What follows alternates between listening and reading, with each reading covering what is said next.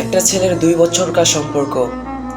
2 বছর পর হঠাৎ করে একদিন মেয়েটা ফোন করে বলে, তুমি আমাকে ভুলে যাও, আর কখনো মেসেজ কইরো না প্লিজ। আমার বিয়ে ঠিক হয়ে গিয়েছে, আর আমি আমার বাবা মার বিরুদ্ধে যেতে পারবো না। ছেলেটি কান্নামাখা মুখ নিয়ে বলে, তুমি কি পারবে আমাকে ভুলে যেতে?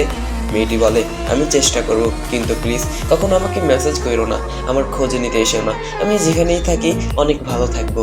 এই বলে মেয়েটি ফোন কেটে দেয় এবং ছেলেটি ফোনটা কেটে সাথে সাথে কান্না করতে শুরু করে, কারণ তাকে অনেক ভালোবাসতো।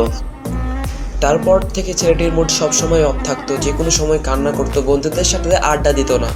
একদিন হঠাৎ করে বন্ধুরা তার বাসায় এসে জিজ্ঞাসা করে, কি হয়েছে, তুই আগের মতো আমাদের সাথে আড্ডা দিস না, আমাদের সাথে কথা বলিস না, এমনকি আমরা যদি মেসেজ করি সেই মেসেজের রিপ্লাই দিস না, যে কোনো সময় ফোন দিলে ফোন কেটে দিস, আবার ফোনটা অফ করে রেখে দিস। এমন কি হয়েছে যাদের জন্য? আমরা কি কোনো ভুল করেছি বল?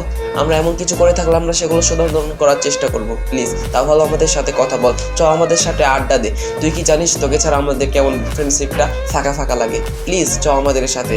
তখন ছেলেটি কান্নামাখা মুখ নিয়ে বলে, আমি একটা মেয়েকে নিজের চাইতেও বেশি ভালোবাসতাম, কিন্তু আমি ভাবতে পারিনি সেই মেয়েটি আমাকে এইভাবে ছেড়ে চলে যাবে। হঠাৎ করে কাল ফোন দিয়ে আমাকে বলছে যে প্লিজ তুমি আমাকে ভুলে যাও, আমাকে কখনো মেসেজ করো না, আর তুমি আমাকে ভুলে যাবে কারণ আমার বিয়ে ঠিক হয়ে গিয়েছে, আর আমি তোমাকে ছাড়া অনেক সুখে থাকবো যেখানেই থাকি।